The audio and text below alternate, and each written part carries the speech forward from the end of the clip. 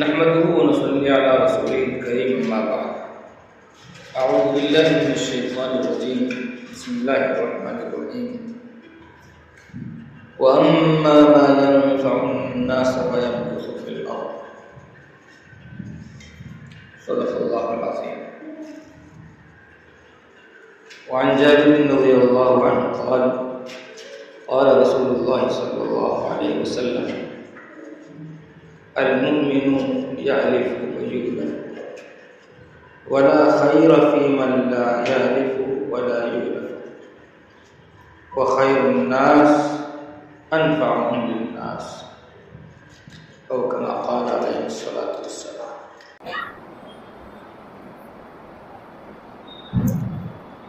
غم بانٹنے کی چیز نہیں پھر بھی دوستو،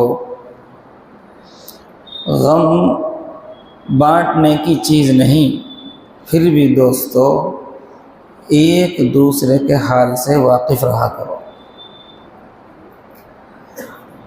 عرض کرنا یہ ہے کہ جو مدعا تھا وہ تو مولوی فاضل نے پورا کر دیا، ہم تو ایک مرہم ہیں کہ جو پیغام آپ کو دیا گیا وہ دیا جا چکا، اگر وہ بدہضمی کرے اور وہ آپ کو مناسب نہ لگے تو ہم جیسے لوگ آپ کے بیچ میں اس لیے بٹھا دیے تاکہ آپ اس کو برداشت کر جائیں۔ میرے تعلق سے آپ بے فکر رہنا، میں کوئی وزن ڈال کر نہیں جاؤں گا آپ کے پاس۔ اور جیسا کہ امام صاحب نے فرمایا، یہ تو ہماری خوش قسمتی ہے کہ ہم ایسے مجمع میں جمع ہوئے جہاں حفاظ کرام ہیں۔ یہ تو ظاہری نقشے ہیں، افضل کون ہے وہ تو اللہ جانتا ہے نا۔ اور ہمارے دلوں میں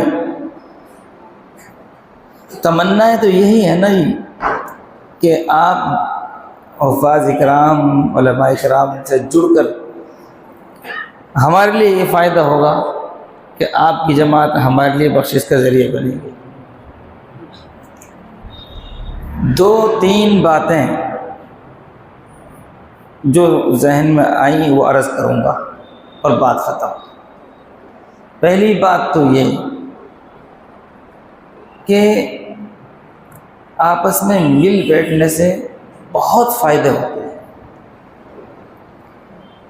اور اجتماعیت کا بڑا فائدہ ہوتا ہے۔ اس سے بڑھ کر کیا ہوگا کہ حضور پاک صلی اللہ علیہ وسلم نے فرما دیا، ید اللہ علی الجماعہ، اللہ کی مدد اجتماعیت پر ہے، اللہ کی مدد اجتماعیت پر ہے۔ اب ایک عجیب مسئلہ ہے، ہم لوگوں نے اپنی اپنی تنظیم اور اپنے اپنے مشغلے کے مطابق احادیث کو محدود کر دیا۔ مثال کے طور پر ہم مدرسہ والے ہیں تو ہم یہ سمجھتے ہیں کہ خیرکم من تعلم القرآن وعلمہ، تم میں سب سے بہتر ہوئے جو قرآن سیکھے اور سکھائے۔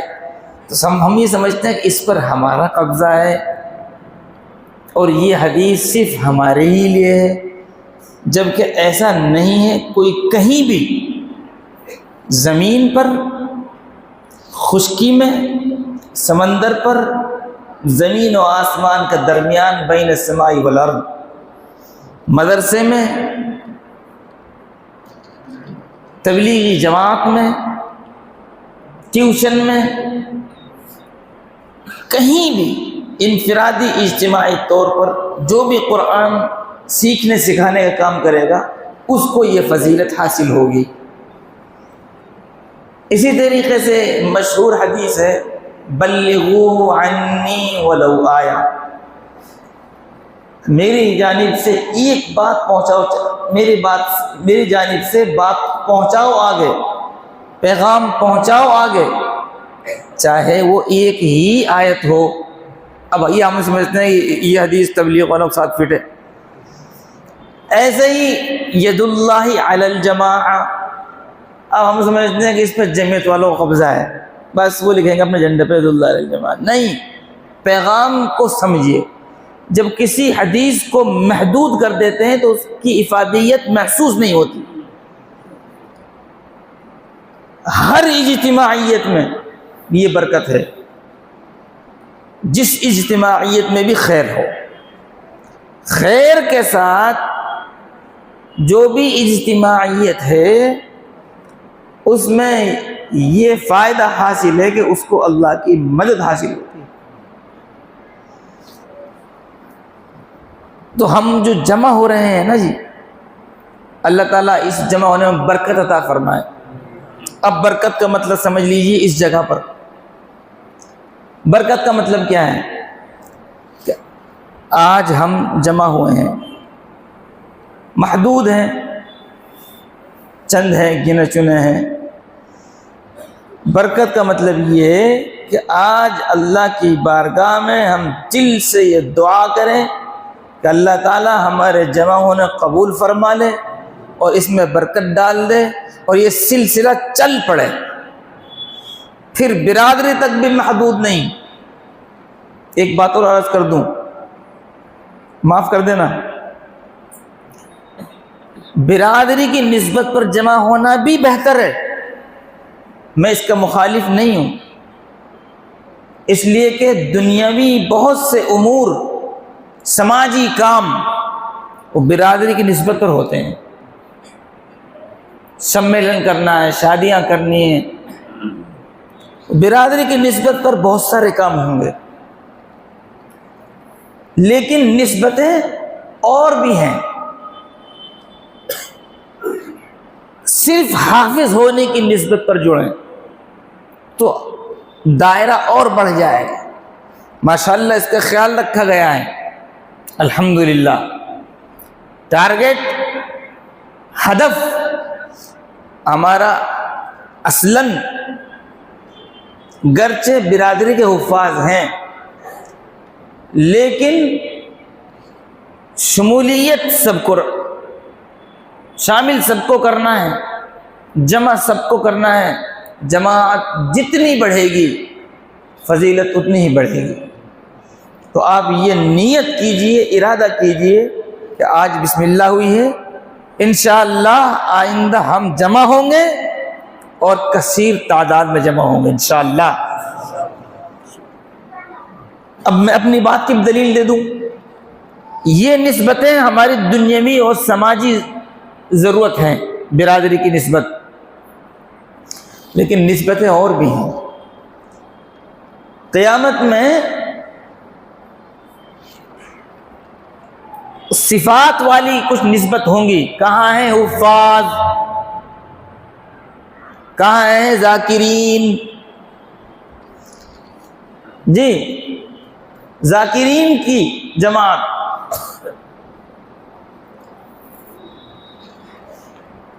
صدقہ خیرات کرنے والوں کی جماعت،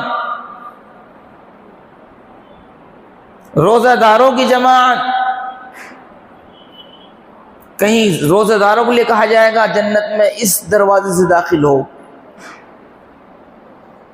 کہیں بے حساب کتاب جنت میں داخلے کا پروانہ ملے گا ذاکرین کو. وہاں نسبتیں نسلی اور خونی نہیں ہوں گی، وہاں نسبتیں عملی نسبتیں ہوں گی، اعمال کی طرف جن کی نسبت ہے.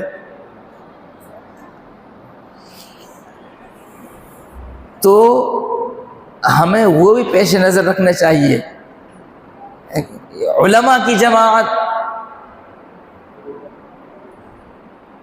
حفاظ کی جماعت، ذکر کرنے والوں کی جماعت، یہ بھی نسبتیں ہیں اور مبارک نسبتیں ہیں اور باقی رہنے والی نسبتیں ہیں.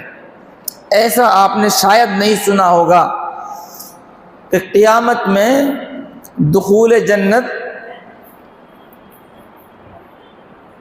خونی اور نسلی نسبت پر اجتماعیت کی بنیاد پر پکارا جائے گا. کہاں ہیں فلاں برادری والے، اٹھو اور جنت میں داخل ہو جاؤ. ایسا نہیں سنا ہوگا. ایسا ضرور آپ نے سنا ہوگا، کہاں ہیں ذاکرین، ذکر کرنے والوں کی جماعت، یہ ضرور سنا ہوگا. تو وہ نسبتیں ہمارے پیش نظر ہوں اور اس میں کام اللہ آپ سے لے لے, آپ کی برادری سے لے لے, تو آپ تو ویسے شامل ہو گئے. تو ایک بات تو یہ عرض کرنی تھی, اس میں جو ہماری یہ صورتحال ہے, اللہ ہم کو معاف فرما دے, کھینچ کھینچ کر نہ لانا پڑے, حافظ صاحب آپ کو آنا ہے, حافظ صاحب آپ کو آنا ہے. نہیں, فخر کرنا چاہیے اور شکر بھی کرنا چاہیے کہ اللہ نے ہمیں یہ نسبت دی ہے کہ اس نسبت سے آج ہم کو بلایا جا رہا ہے. اپنے اندر اجتماعیت پیدا کریں, چند لوگ مستقل ذمہ دار بنا دیں کہ بھئی یہ 10 آدمی ذمہ دار ہیں. وہ ذمہ دار حضرات سارے فیصلے لیں, فلاں دن جوڑنا ہے, فلاں وقت جوڑنا ہے, وقت کا یہ تقاضا رکھنا ہے, اور جڑنے والوں کو پیاسوں کی طرح سے تیار رہنا چاہیے.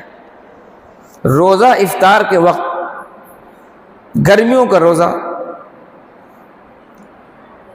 اور روزہ افطار کا وقت, تو آدمی کس قدر منتظر ہوتا ہے اذان کا کہ ادھر اذان ہو, کان مؤذن کی آواز کا انتظار میں اور نظر شربت پر. اور جیسے ہی اذان, بعض مرتبہ کچھ اور بھی آواز کان میں آئی تو آدمی تیار ہو جاتا ہے جلدی سے پانی پینے کو. مومن ایسا ہی حریص ہوتا ہے اعمال کا, اور مومن علم سے کبھی سیراب نہیں ہوتا, ہمیشہ پیاسا رہتا ہے. ہم اس طرح منتظر رہیں کب یہ پاک نسبتیں ملیں. بھئی کہتے ہیں نا کہ کوئی کام ہوتے سے ہی ہوتا ہے. آج اس نسبت پر یہاں جوڑا جا رہا ہے ہم کو. اللہ کی ذات, اللہ تو بہت مہربان ہے نا جی, تو اللہ کی ذات سے یہ امید ہے کہ اللہ اس کی لاج رکھ لے گا, اس نسبت پر ہمیں وہاں بھی جوڑ لے گا. اب بلائے علماء آ جائیں تو ہمیں اس پر شکر کرنا چاہیے کہ اللہ کا شکر ہے کہ اس نسبت پر ہم جڑ رہے ہیں, ہمیں پکارا جا رہا ہے, ہمیں بلایا جا رہا ہے. حفاظ آ جائیں تو ہمیں شکر ادا کرنا چاہیے کہ گنتی میں تو آئے. ہم تو سمجھتے تھے ہم نہ 3 میں ہیں نہ 13 میں ہیں, اور یہ ہم کو بلایا جا رہا ہے کہ آئیے, تو اس سے نیک فال لینی چاہیے. بد فالی کی تو اسلام میں گنجائش نہیں ہے, لیکن نیک فالی تو ہے نا جی. نیک فالی یہ کہ آج ہم کو حافظوں کی جماعت میں شمار کیا جا رہا ہے, انشاءاللہ اللہ اس کی لاج رکھ لے گا, اور قیامت میں بھی انشاءاللہ ہم حافظوں میں شمار ہو جائیں گے. تو جب کبھی پکارا جائے تو فوراً حاضر ہوں گے انشاءاللہ. وہی مولوی فاضل والی انشاءاللہ, انہوں نے کہا تھا سوچ سمجھ کے بولنا, لیکن میں آپ سے کہہ رہا ہوں بے سوچے سمجھے بول دو, تیار ہو جاؤ. کہاں یہ نسبتیں ہیں؟ اور بڑا کام بنتا ہے ایسی نسبتوں سے. حاجی لوگ حج کر کے آتے ہیں تو ایک رواج چل رہا ہے حاجیوں کی دعوت. پتہ چلا وہ حاجی صاحب تو 5-7 تھے, کھانے 100 آدمی کھا گئے. ایسے ہی حافظوں کی نسبتوں بڑی برکت. اگر حافظوں کو بلایا گیا اور حافظوں کی نسبتوں لوگ جڑے, اگر 50 حافظ ہوں گے تو ان کے ساتھ اللہ تعالیٰ, آپ جانتے نہیں اللہ کتنا مہربان ہے.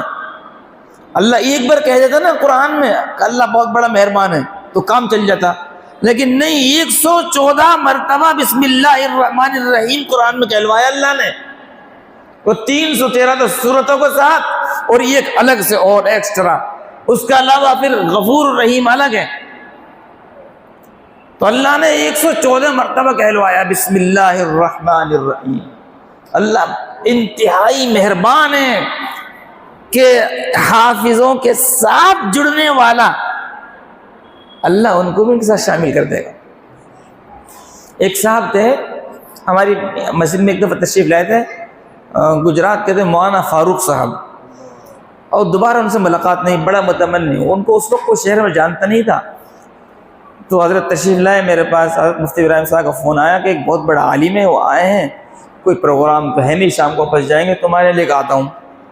میں کہ لے آئیے، ہم بھی واقف نہیں تھے، ایک دن ان کے ساتھ رہے تو بڑا مزہ آیا، بڑی باتیں انہوں نے بتلائی۔ تو انہوں نے مجھ سے یہ کہا تھا، مولوی صاحب کیا سمجھتے ہو آپ، جو مدرسے سے فارغ ہو وہ عالم ہے؟ میں یہ کہتا ہوں جس کو اللہ حلال اور حرام کا علم دے دے، کہیں سے بھی مطالعے سے پڑھ کر صحبت سے حاصل کر لے اور اس کے اندر خوف خدا ہو، وہ عالم ہے۔ پھر انہوں نے دلیل دی، انما یخشی اللہ من عبادہ العلماء۔ اگر کوئی آدمی ضروری علم جانتا ہے، حلال و حرام کا اس کے پاس علم ہے اور اللہ کا خوف ہے، وہ عالم۔ کرتے رہیے اختلاف، اگر کسی کو ہے تو اختلاف، دلیل اتنی زبردست ہے۔ اللہ نے قرآن میں فرمایا انما یخشی اللہ سے ڈرنے والے من عبادہ، اس کے بندوں میں سے العلماء، علماء ہیں۔ صفت پہلے بیان کی، نام بعد میں لیا۔ تو اللہ انتہائی مہربان ہے۔ کیا سمجھتے ہیں آپ، جس کا قرآن پاک مکمل یاد ہو گیا وہی حافظ ہے؟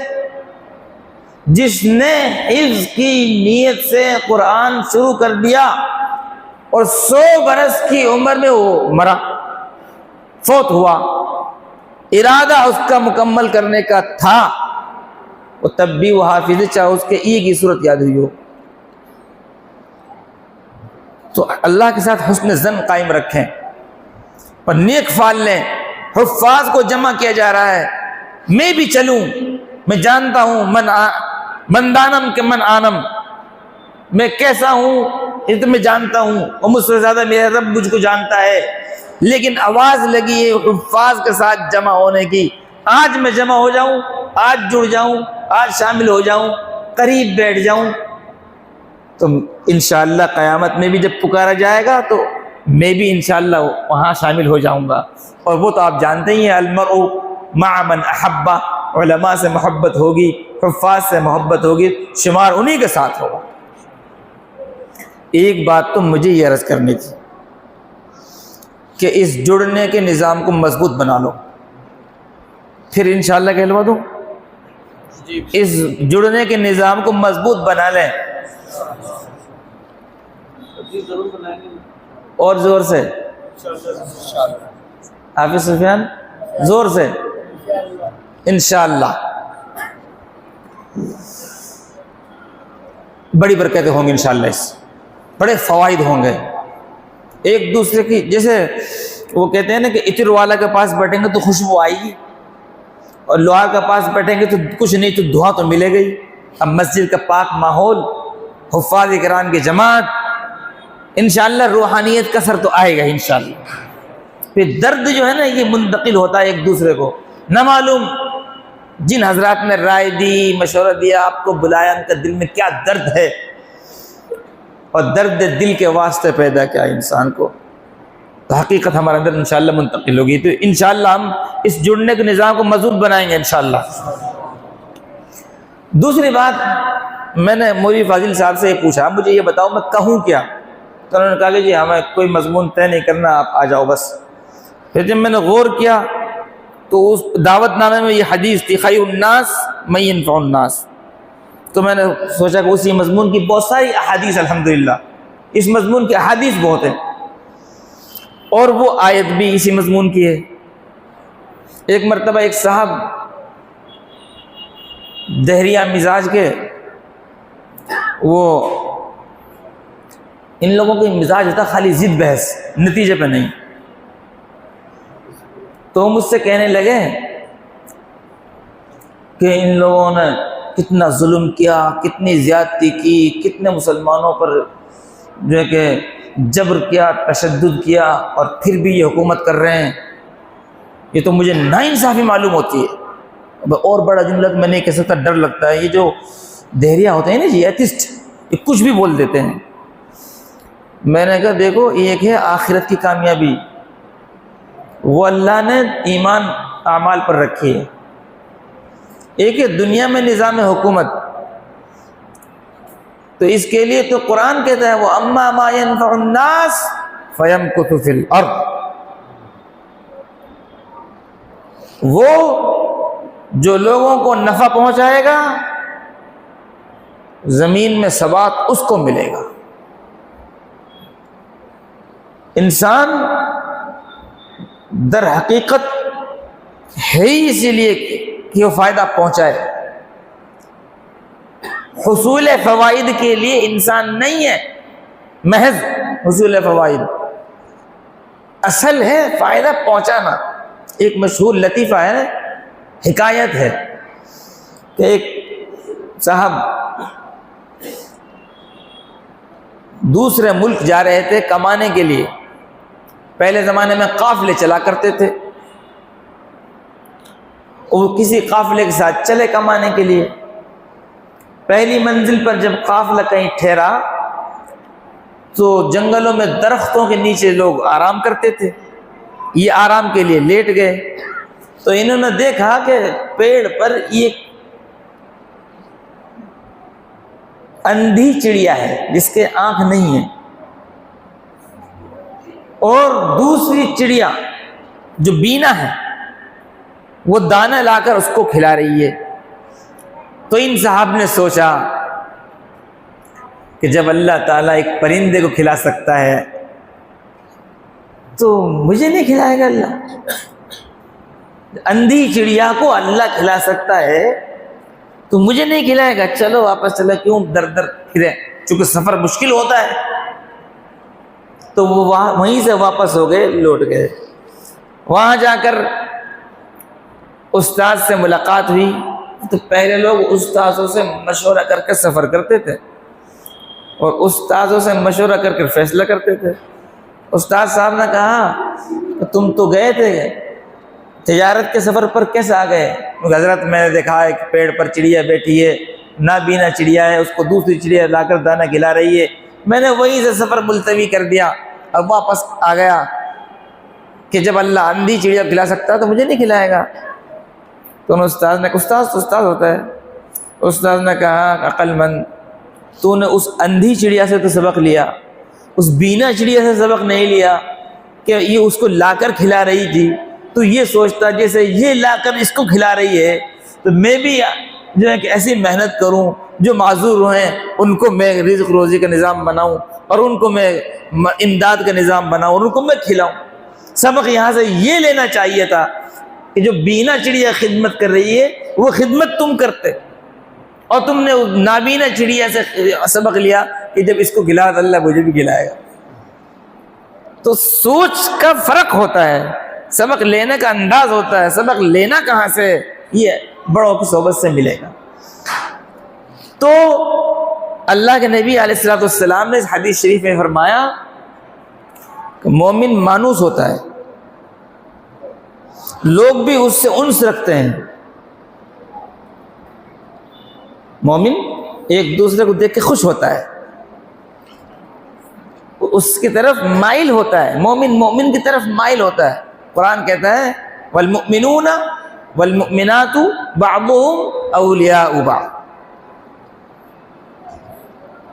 مومن ایک دوسرے کا دوست ہوتا ہے، اور مومن کے اندر انسیت ہوتی ہے، اس کے اندر انس ہوتا ہے، محبت ہوتی ہے، اور فرمایا کہ اس کے اندر کوئی خیر ہی نہیں ہے جو نہ تو خود دوسرے کی طرف مانوس ہو، نہ اس سے کوئی مانوس ہو، نہ تو یہ کسی سے انس کرے نہ کوئی اس سے مانوس ہو۔ بہتر بات تو یہ ہے کہ یہ صفت ہو، خود بھی انسیت رکھتا ہو مؤمن سے اور مؤمن بھی اس سے انسیت رکھتے ہوں، لیکن کم از کم ایک طرف تو ہو، یا تو یہ انسیت رکھتا ہو اور یہ اپنے قبضے میں ہے، کوئی ہم سے مانوس ہو نہ ہو، ہم تو لوگوں سے انس رکھتے ہیں، اور خوش قسمتی ہے کہ لوگ بھی اس سے انسیت رکھیں، اس میں کوئی خیر نہیں، نہ تو اس سے کوئی انس رکھتا ہے نہ یہ خود کسی سے انس رکھتا ہے۔ پھر فرمایا خیر الناس انفعهم للناس، سب سے بہتر وہ ہے جو لوگوں کو فائدہ پہنچائے۔ اب غور کرنے کی بات یہ ہے، یہ نہیں کہا یہاں اپنوں کو فائدہ پہنچاتا ہے، غیروں کو فائدہ پہنچاتا ہے، جو ہمارے فرما بردار ہیں ان کو فائدہ پہنچاتا ہے، جو نافرمان ہیں ان کو نہیں، مسلمان کو فائدہ یا غیر مسلم برادری کو فائدہ یا غیر برادری نہیں۔ انسانیت کا تقاضا ہے کہ ہر انسان کو فائدہ پہنچانے کی سوچیں۔ آپ تو انسان کی بات کر رہے ہو، شریعت اور اسلام تو ہم سے یہ کہتا ہے کہ جانوروں تک کو فائدہ پہنچانے کی کوشش کرو۔ ایک مشہور حکایت ایک محدث کی، کسی نے خواب میں دیکھا کہ مغفرت ہوئی کہ نہیں، تو انہوں نے کہا کہ الحمدللہ اللہ نے بخش دیا۔ پوچھا کہ کیا ذریعہ بنا؟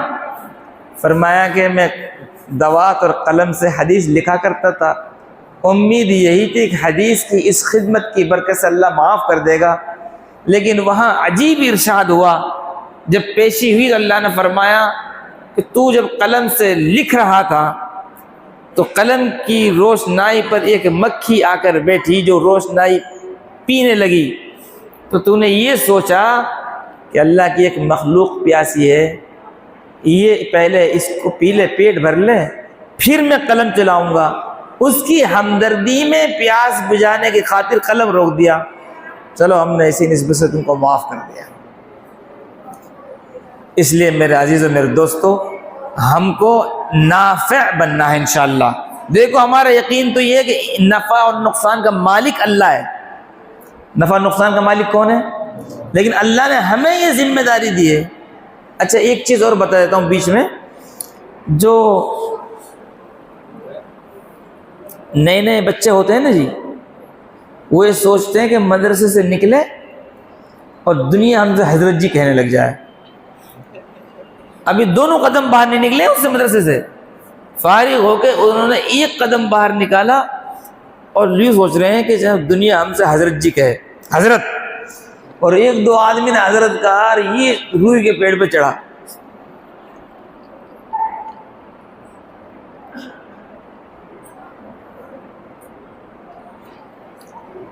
اصل بات کیا ہے؟ ہر جگہ آدمی سوچتا ہے فلاں منزل میں جانا ہے، کون سے زینے سے جاؤں، فلاں فلور پہ جانا ہے، کون سے لفٹ سے جاؤں، فلاں فلائٹ پکڑنی ہے، کون سے گیٹ سے جانا ہے، فلاں ٹرین پکڑنی ہے، کون سے پلیٹ فارم پر جانا ہے۔ اور بزرگ اور حضرت بننے کا راستہ کوئی پوچھتا نہیں، بس خالی یہ سمجھتے ہیں مدرسے سے نکلے ہماری جو کوئی جوتی سیدھی کر دے۔ وہ اللہ کے نبی نے بتلا دیا، سید القومی خادم، اگر سردار بننا ہے نا جی، خدمت پر آ جاؤ، خدمت کرو۔ سارے دین کا خلاصہ اللہ کی عبادت، مخلوق کی خدمت۔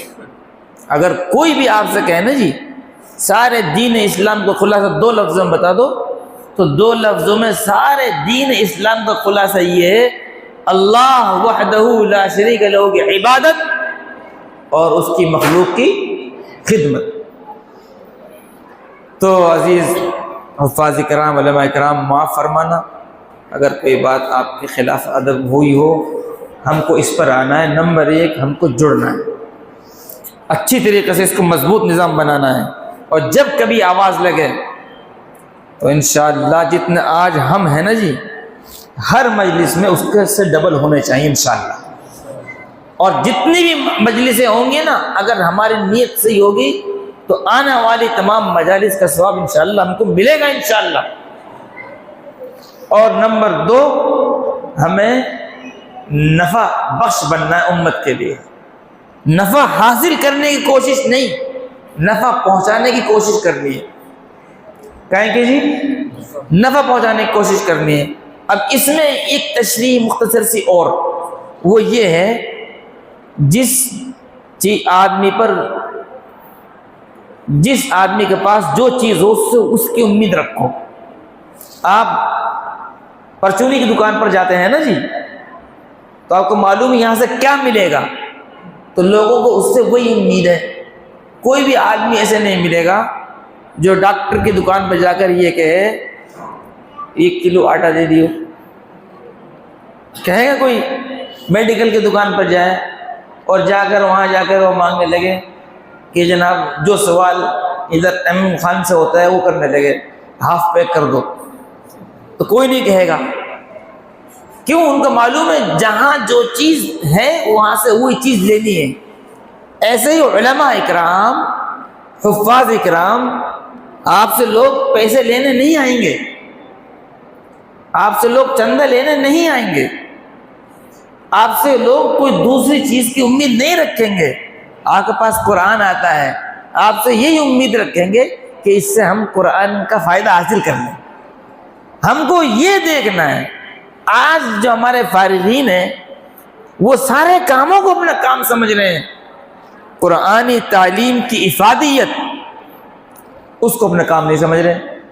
معلوم ہوا کہ جس علاقے میں، جس کارخانے میں، جس دکان میں یہ حافظ صاحب کام کرتے ہیں، ان لوگوں کے پاس جو کچھ آتا ہے وہ تو انہوں نے سیکھ لیا، انہوں نے دوسرے کو دعائے قنوت بھی نہیں سکھائی. نہیں، آپ سے امید لوگوں کو قرآن سیکھنے کی ہے. آپ کا نفع یہ ہے جو آپ نے سیکھا ہے اس کو پھیلائیے، یہ آپ کا نفع ہے. تو ہم کو نفع بخش بننا ہے، قرآن کی افادیت کو انشاءاللہ عام کرنا ہے. ہمارے استاد حضرت مفتی سعید صاحب پالم پوری رحمۃ اللہ علیہ نے آخری نصیحت ہم کو یہ فرمائی جب ہم آخری ملاقات کے لیے گئے. اس وقت ہمیں وہ ان کی نصیحتیں سب عجیب سی لگی. لڑکپن ہی ہوتا ہے، وہ طالب علم ہوتا ہے. عجیب بات کی حضرت نے، جب ٹھوکر لگی تو سمجھ میں آیا. ایک تو یہ فرمایا تھا بہت اچھا، جاؤ اب عوام تمہاری اصلاح کرے گی. اب دماغ میں بات بیٹھی نہیں، عوام ہماری اصلاح کرے گی، سمجھ میں بات نہیں آئی بالکل. لیکن جب کہا امام صاحب 2 منٹ لیٹ ہے، اور جب کہا کہ امام صاحب کے رکوع سجدے چھوٹے ہیں، اور جب وہ کہا امام صاحب رکعت چھوٹی پڑھاتے ہیں وغیرہ وغیرہ، ایک دم اصلاح ہوتی چلے گئی. نماز صحیح پڑھنی ہے، مسجد میں وقت پر حاضر ہونا ہے. تو حضرت فرمایا تمہاری اصلاح عوام کرے گی. ایک فرمایا کہ پڑھانا، جو تنخواہ ملے پڑھانا، یہ امید مت رکھنا کہ یہ تنخواہ ملے گی تو پڑھاؤں گا. پھر فرمایا اگر بغیر تنخواہ کے پڑھانے کی جگہ ملے تو بغیر تنخواہ کے پڑھانا. آج سمجھ سکتا ہے کوئی آدمی اس بات؟ اگر کوئی آدمی آپ کو اپنے مکتب مدرسے میں رکھے اور یہ کہ تنخواہ نہیں ملے گی، فری میں پڑھانا ہوگا، قبول کر لینا. تیسری بات کہی جو اب سمجھ میں آ رہی ہے بڑھاپے میں، حضرت نے فرمایا اگر تمہیں پڑھانے کے لیے یہ شرط لگائی جائے کہ تمہیں پڑھانے کے لیے تنخواہ دینی ہوگی، ہم آپ کو اپنے مکتب مدرسے میں جب رکھیں گے، جب ہر مہینہ آپ اتنا ہم کو دیں گے تب بھی پڑھانا. عجیب بات. آج دیکھیے آپ لوگوں کا حال کیا ہے. لوگوں کو نمازیں نہیں آتی، قرآن نہیں آتا، دعائیں جو واجب درجے کی دعائیں ہیں وہ نہیں آتی. اب یہ کام ہوگا کیسے؟ تبھی ہوگا جب ہم تینوں تیار ہوں گے. بات بہت ساری کہنے کی ہیں، اور جو باتیں میرے ذہن میں تھی ان میں سے ابھی آدھی کہی ہے میں نے. لیکن جیسے کہ مولانا فاضل صاحب نے فرمایا یہ پہلی مجلس نہیں ہے، پھر انشاءاللہ ملا زندہ صحبت باقی، تو عرض معروض کیا جاتا رہے گا، کچھ حاصل کیا جاتا رہے گا. خلاصہ مجلس یہ ہے، شروع میں آپ سے کہا گیا ہم اپنی قدر و قیمت کو پہچانیں. کہیں ایسا نہ ہو ہم اپنی قدر و قیمت، وہ حضرت ہم گئے تھے حضرت مولانا انظر شاہ کشمیر رحمۃ اللہ علیہ سے ملاقات کے لیے. حضرت نے فرمایا سند مل رہی ہے، فارغ ہو رہے ہو، سند کی قدر کرنا. کہیں ایسا نہ ہو ایسا ہو جائے گا کہ علامہ کشمیری رحمۃ اللہ علیہ فرمایا کرتے تھے بھائی ہماری بھی کوئی سند، ہماری سند کی قیمت تو ہے 1 پاؤ امرود۔ ہوا کیا کہ ایک بنگالی آیا تھا حضرت کی خدمت میں، تو حضرت نے کہا کہ حضرت ہم کو آپ کا سند چاہیے۔ اب حضرت نے اپنی سلسلہ حدیث کی سند بنگالی کو دے دی، لکھ کر دستخط کر کے۔ اب بنگالی صاحب جانے لگے۔ اب حضرت کے پاس سے جب نکلے تو ان کو بھوک لگ رہی تھی۔ اب کہنے لگا کہ بھوک لگ رہی ہے، پیسہ ہے نہیں، کچھ بھی نہیں، جیب میں سند ضرور تھی۔ تو امرود والا امرود بیچ رہا تھا، تو اس نے کہا کہ بھائی ہم کو امرود کھلائے گا، ہمارے پاس پیسہ تو ہے نہیں۔ امرود والا نے کہا کہ بھائی پیسوں میں ہی آتے ہیں امرود، اگر آپ کو امرود چاہیے تو پیسے لائیے۔ بنگالی نے کہا کہ ہمارے پاس امرود تو نہیں ہے، علامہ کشمیری کا سند ہے۔ انہوں نے کہا دکھاؤ کیا ہے سند۔ اب بیچارہ ان پڑھ آدمی، پھل فروٹ بیچنے والا، اس نے ایک کاغذ دیکھا۔ اس زمانے میں ایسی خوبصورت بھی سند نہیں تھی آج بہترین طباعت۔ حضرت کا سادہ کاغذ پر دستخط۔ امرود والے کے ذہن میں علامہ کشمیری کی عظمت تھی۔ امرود والے نے کہا کہ ٹھیک ہے، اس میں علامہ کشمیری کے نام میں رکھ لیتا ہوں، لیکن 1 پاؤ امرود آئے گا اس میں۔ اس نے کہا دے دو، تو وہ 1 پاؤ امرود میں وہ سند بھیج گیا۔ کہیں ایسا تو نہیں ہماری نظروں میں ہماری قیمت ایسی ہو؟ اپنی قیمت کو پہچانے، بہت قیمتی ہے انشاءاللہ۔ اگر اللہ نے قبول کر لیا اور خدمت سے ہم جڑ گئے تو انشاءاللہ قیمت بڑھے گی۔ تو ہم اپنے آپ کو امت کے نفع کے لیے وقف کریں، تجارت کے اعتبار سے، معیشت کے اعتبار سے ہم اپنا آپ کو مضبوط کریں، اور اپنا آپ کو اس طرح بنائیں کہ ہم لوگوں کے کام آئیں۔ ایک زمانہ ہوتا ہے نصیحت کا، پھر ایک زمانہ ہوتا ہے شکایت کا۔ ابھی الحمدللہ اللہ کا کرم ہے، اللہ نے ہم کو نصیحت سے جوڑا ہے، سننے کو مل رہی بہت اچھی بات ہے۔ ورنہ پھر اگر نصیحت سننے کا، سنورنے کا موقع نکل جاتا ہے نا، پھر لوگ شکایت کرتے ہیں۔ مثال کے طور پر یہ بھی کہہ دوں لگے ہاتھ ایک بات، اب آج کل اس طرح کی شکایتیں سامنے آ رہی ہیں کہ اگلی صفوں میں زیادہ تر وہ لوگ ہوتے ہیں جن کو بیچاروں کو دین کا کوئی خاص علم نہیں ہوتا، لیکن نمازوں کا جذبہ ہوتا ہے۔ حفاظ کہاں ملیں گے کہ پچھلی صفوں میں؟ آپ کا جذبہ اگلے صف میں کیوں نہیں ہے؟ ایک صاحب میرے پاس آئے ہیں اور مجھ سے کہنے لگے کہ مولوی صاحب آپ کے پاس ہمارے بھائی پڑھے تھے، نماز نہیں پڑھتے، ان کو آپ جو ہے نا بلا کر نصیحت کرو۔ تو میں افسوس کرنے لگا، اس کو آنا چاہیے تھا کہ میرا بھائی نماز نہیں پڑھتے، ان پڑھ ہیں وہ، آپ ان کو نصیحت کر دو۔ یہ مجھے جانا چاہیے تھا۔ یہ الگ بات، عجیب بات ہے، نہ میں گیا ہوں نہ وہ ان کے پاس آئے ہیں۔ جس کو ہم جاہل کہتے ہیں، جس نے 2 حرف نہیں پڑھے، وہ دین کا درد لے کر آ رہا ہے، آپ اس حساب سے کہہ دو کہ نماز پڑھو۔ اپنی قدر و قیمت نہیں پہچان رہے ہم۔ لوگ کہہ رہے ہیں اس سماجی کاموں میں یہ پیچھے ہوتے ہیں، عوام آگے ہوتی ہے۔